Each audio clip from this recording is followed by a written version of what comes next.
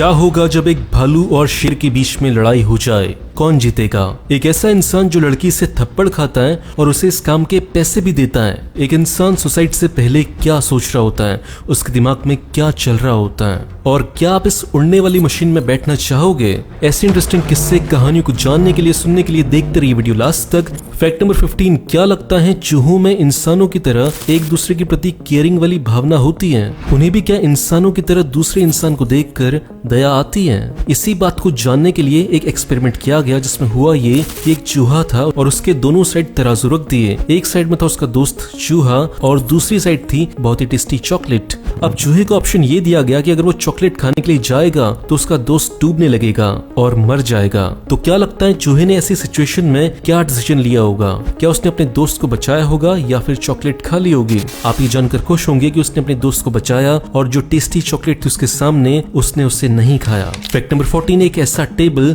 जो 3 देशों के बीचों बीच पड़ता है। इस टेबल को साल 1991 में बनाया गया था 3 देशों के बीच में, उन देशों की दोस्ती के सिंबल के तौर पर, और वो 3 देश हैं ऑस्ट्रिया, हंगेरी और स्लोवाकिया। इस बेंच पर बैठकर आप एक समय में 3 देशों में खाना खा सकते हैं। फैक्ट नंबर 13, क्या लगता है Guinness book of world record के हिसाब से किस इंसान की बाइसेप्स, डोले शोले सबसे बड़े होंगे? इस दुनिया में सबसे बड़ी बाइसेप्स हैं इजिप्ट के रहने वाले 24 साल के मुस्तफा इस्माइल की। इनके डोले अभी 31 इंच के और ये चाहते हैं कि इसे और बड़ा किया जाए। ये रोज दिन में 2 बार जिम जाते हैं, 3-3 घंटे जिम करते हैं। ये एक दिन में लगभग 1.5 kg चिकन, आधा kg फिश, 4 कप बादाम और 4 लीटर प्रोटीन शेक पीते हैं। फैक्ट नंबर 12, ये फैक्ट सुनने के बाद आपको अच्छा नहीं लगेगा, मुझे भी अच्छा नहीं लगा था, लेकिन सच्चाई से हम कब तक मुंह फेर सकते हैं? ये फैक्ट सच है। फैक्ट ये है कि इस साल बांग्लादेश इंडिया से आगे निकल चुका है पर कैपिटा इनकम में, मतलब कि बांग्लादेश का आम इंसान इंडिया के आम इंसान से ज्यादा अमीर है। इंडिया की पर कैपिटा इनकम है $2169, वहीं बांग्लादेश की पर कैपिटा इनकम है 2173। इससे पहले तो हम बहुत सारे बहाने मारते थे कि इंडिया की पॉपुलेशन बहुत ज्यादा है, जिसकी वजह से हम बहुत ज्यादा तेजी से आगे नहीं बढ़ पा रहे हैं। बांग्लादेश की पॉपुलेशन तो ज्यादा है, लेकिन फिर भी वो इंडिया से ज्यादा तेज ग्रो कर रहा है। सुनने में कड़वा लग रहा होगा, लेकिन ये सच है। और बात करें हम श्रीलंका की पर कैपिटा इनकम की, तो वो इंडिया से डबल है, वो है 3818। तो ऐसा करते करते हम देख रहे हैं कि इंडिया के सारे पड़ोसी देश इंडिया से आगे निकलते जा रहे हैं, और इंडिया और पाकिस्तान दोनों ऐसे देश हैं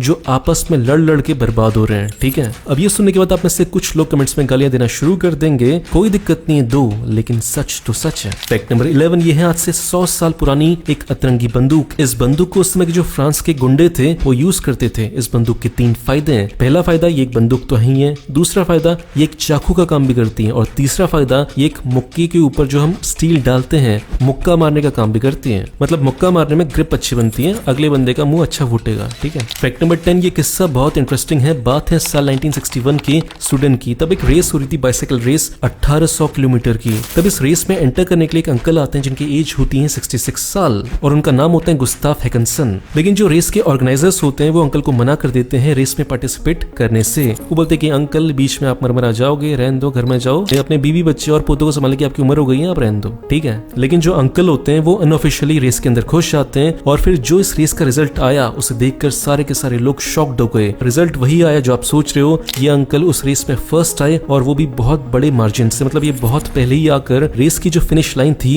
वहां पर पहुंच चुके थे। और इस रेस के बाद उन्हें पूरे स्वीडन में ग्रैंडपा स्टील के नाम से जाना जाने लगा। फैक्ट नंबर 9, ब्रिटेन के जंगलों में जब लोग हाइकिंग के लिए जाते हैं तो या तो वो गुम हो जाते हैं या फिर उनको चोट लग जाती है। तो उनकी रेस्क्यू के लिए हेलीकॉप्टर तो जंगलों के अंदर घुस नहीं सकते, तो उस टाइम पे वो यूज करते हैं इस नई चीज का जिनका नाम है जेट पैक्स। इन सूट्स को पहनकर कोई भी इंसान सुपरमैन की तरह उड़ सकता है और उस एग्जैक्ट लोकेशन पे पहुंच सकता है जहाँ पे कोई बंदा गुम हुआ हो या फिर किसी को चोट लगी हो। क्या आप भी ऐसी आसमान में उड़ना चाहते हो? तो इस जेट पैक का रेट जान लो। इसका प्राइस है 50 लाख नहीं है, 1 करोड़ नहीं है, 2 करोड़ नहीं है, इसका प्राइस है मात्र 3 करोड़ रुपए। फैक्ट नंबर 8, जब आप गाड़ी चलाते हो तो एक ट्रिक यूज कर सकते हो अपने पेट्रोल को बचाने के लिए। वो ट्रिक ये है कि जब भी आप गाड़ी चलाते हो, अगर आपकी विंडोज बंद है तो आपकी एफिशिएंसी पेट्रोल की 10% तक बढ़ जाती है, और अगर आप विंडोज खोलकर गाड़ी चलाते हो तो आपकी पेट्रोल 10% ज्यादा खर्च होता है। अब आपको डिसाइड करना है कि गाड़ी कैसे चलानी है। फैक्ट नंबर 7, थाईलैंड में एक ऐसी चीज हो रही है एग्रीकल्चर में जो पूरी दुनिया को अपनानी चाहिए। वो लोग क्या करते हैं कि पेस्टिसाइड्स का यूज नहीं करते, क्योंकि पेस्टिसाइड्स इंसानों के लिए, नेचर के लिए बहुत खतरनाक है। तो यूज करते हैं डक्स का।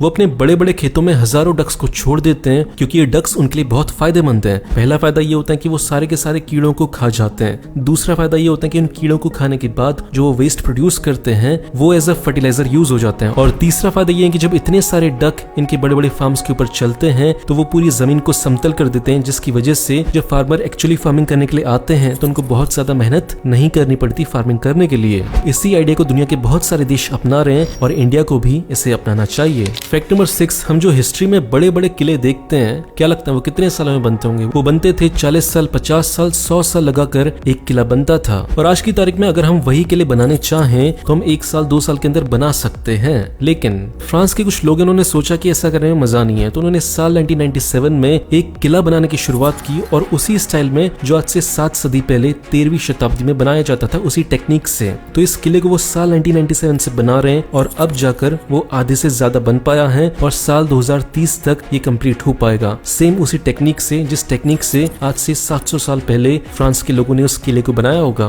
इंटरेस्टिंग। फैक्ट नंबर 5, मिलिए मनीष सेठी से। वैसे तो ये बहुत बड़े बिजनेसमैन है, लेकिन ये खबरों में आए साल 2012 में एक बहुत ही अजीब सी चीज को लेकर। इनको पता चल चुका था कि सोशल मीडिया पर ज्यादा वक्त गुजारना इनके काम के लिए अच्छा नहीं है, लेकिन सोशल मीडिया के एडिक्शन की वजह से ये अपने काम के बीच में बार बार एप्स को खोल रहे थे, सोशल मीडिया की एप्स को खोल रहे थे। तो इसके लिए उन्होंने एक लड़की को हायर किया इस बात के लिए कि जब भी मैं अपने काम के बीच में फेसबुक ट्विटर चलाना शुरू कर दूं तो मुझे एक थप्पड़ मार देना। बहुत बढ़िया। और इस थप्पड़ मारने के लिए वो लड़की को दे रहे थे 1 घंटे के $8। अब लगा लो वो दिन का कितना कमा रही होगी वो लड़की केवल थप्पड़ मारने का। फैक्ट नंबर 14, आप सबने 3D प्रिंटिंग के बारे में सुना है। ये एक ऐसी टेक्नोलॉजी है जो दुनिया भर के लेबर्स की जॉब को खा लेगी आने वाले 5 से 10 सालों में। और सेम इसी टेक्नोलॉजी से चाइना ने एक बहुत ही खतरनाक चीज की है जिसे देखकर पूरी दुनिया चौंक गई। चाइना ने केवल 15 दिन के अंदर एक 30 मंजिला इमारत खड़ी करके रख दी है। ये तो थी चाइना की बात। अब हम बात करते हैं इंडिया के बिहार की। बिहार में 8 साल लगाने के बाद हमने एक छोटा सा पुल बनाया था 250 करोड़ रुपए लगाकर। और गुस्सा दिलाने वाली बात यह है कि वो पुल 1 महीने भी टिक नहीं पाया और वो हो गया साफ। इसमें वैसे कोई गुस्सा होने वाली बात नहीं है। आप लोग लड़ते रहो, हिंदू मुसलमान के नाम पर लड़ते रहो, अपनी कास्ट के नाम पर लड़ते रहो और जो नेता हैं देश की लंका लगाते रहेंगे।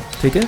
फैक्ट नंबर 3, क्या होता है एक ऐसे इंसान के दिमाग में जो आत्महत्या सुसाइड करने वाला है? आज मैं आपको बताऊंगा, लंबा पॉइंट होगा, पॉइंट वाइज बताऊंगा। पॉइंट नंबर 1, जो बंदा सुसाइड करने वाला होता है उसे अपनी आसपास की दुनिया बहुत ही ज्यादा मीनिंगलेस लगने लगती है। उसे लगता है कि सब फालतू में जी रहे हैं, कोई मतलब नहीं है जीने का। पॉइंट नंबर 2, उसे अपने अलावा सारे के सारे लोग मूर्ख और बेवकूफ लगने लगते हैं। वो ये सोचने लगता है कि मेरे अलावा सारे के सारे लोग बेवकूफ हैं जो इन फालतू की चीजों में, फालतू के एम्बिशन के पीछे भाग रहे हैं। और वो खुद बहुत दिमाग वाला है कि वो सारी की सारी चीजों से ऊपर उठ चुका है और इन सारी चीजों को ठोकर मारने की उसके अंदर हिम्मत है। पॉइंट नंबर 3, जब वो इन सारी चीजों को सोच रहा होता है तो उसका दिमाग बोलता है कि भाई मत मर, लेकिन वो अपने दिमाग को जस्टिफाई करवाता है, अपने दिमाग को ये जस्टिफाई करता है कि क्यों मरना सही है और क्यों जिंदा रहने में इतनी सारी दिक्कतें हमें झेलनी पड़ेंगी। एक बार जब वो मरने का तय कर लेता है तो फिर वो डिसाइड करता है कि मरना कैसे है, जहर खाना है, फांसी लगानी है, बिल्डिंग से कूदना है, रेल की पटरी में जाना है, क्या करना है। सुसाइड करने वाला इंसान अपने मरने से पहले ये इमेजिन करता है कि उसके मरने के बाद उसके दोस्त, उसके परिवार वाले कैसे रिएक्ट करेंगे। उसे थोड़ा बहुत दुख होता है कि उनको दुख तो होगा, लेकिन वो इस बात से अपने दिमाग को मनवा लेता है कि मेरे जाने के बाद ये लोग कुछ दिनों तक रोएंगे, फिर उसके बाद उन सब की जिंदगी अपने आप ट्रैक पर आ जाएगी। पॉइंट नंबर 6, और जब वो बिल्कुल सुसाइड करने ही वाला होता है तो वो एक संत टाइप का इंसान बन जाता है। उसके अंदर सबके प्रति नेगेटिविटी खत्म हो जाती है और वो अपने बड़े से बड़े दुश्मन को अपने दिल में माफ करने की सोचने लगता है। पॉइंट नंबर 7, वो ये नहीं चाहता कि उसके जाने के बाद लोग उसे मूर्ख समझे, इसलिए वो अपने सुसाइड लेटर में बहुत सारे तर्क देता है। हर दूसरी लाइन में ये तर्क देता है कि क्यों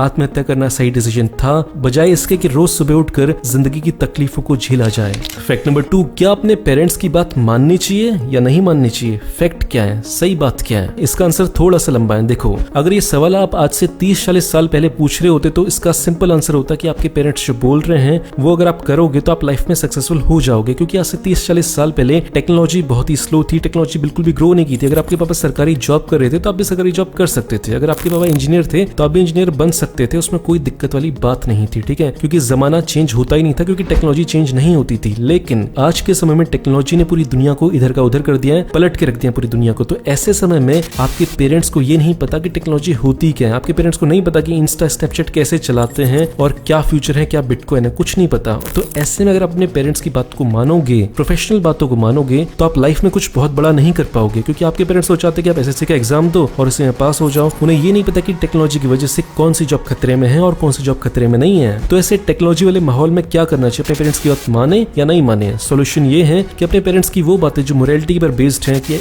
इंसान को अच्छा इंसान होना चाहिए, कैसा होना चाहिए, लाइफ में कैसे चलना चाहिए, ये बात आप मान सकते हो, लेकिन लाइफ में आगे क्या करना है आपको, अगर ये बातें अपने पेरेंट्स से आप पूछोगे तो आप लाइफ में फेल हो जाओगे, क्योंकि आपके पेरेंट्स को नहीं पता कि दुनिया आज से 10 साल के बाद कैसे होगी। वो तो आपकी भलाई के लिए बोल देंगे कि ये जॉब ले ले, वो जॉब ले ले, लेकिन उनको ये नहीं पता कि 10 साल के बाद वो जॉब रहेगी या फिर ऑटोमेशन और मशीन लर्निंग उस जॉब को ही खत्म कर देंगे। तो बहुत बड़ा लेक्चर हो गया, डिसाइड आपको करना है। फैक्ट नंबर 1, क्या होगा जब एक भालू और शेर के बीच में लड़ाई हो जाए, कौन जीतेगा, क्या लगता है आपको? पहली बात करते हैं बड़े होने की। जो भालू होता है वो शेर से बड़ा होता है, तो यहाँ पे उसे पॉइंट मिलते हैं। दूसरा पॉइंट आता है स्ट्रॉन्गर होने की। जो भालू होता है वो शेर से ज्यादा स्ट्रॉन्गर होता है, तो दूसरे पॉइंट में भालू जीत रहे हैं। तीसरा पॉइंट आता है स्टेमिना का। एक शेर अपने फुल स्टेमिना के साथ केवल 10-15 मिनट तक लड़ सकता है, लेकिन एक भालू 1 घंटे तक फुल स्टेमिना के साथ लड़ सकता है, तो यहाँ पे भी भालू जीत रहा है। तो अब बात करें वेट की, तो एक शेर का वेट होता है लगभग 180 kg, वहीं एक भालू का वेट होता है 300 kg, तो यहाँ पे भी भालू जीत रहे हैं। तो इन सारी कंडीशंस को देखने के बाद हम ये कह सकते हैं कि अगर भालू और शेर के बीच में लड़ाई हुई तो भालू शेर को पेल देगा।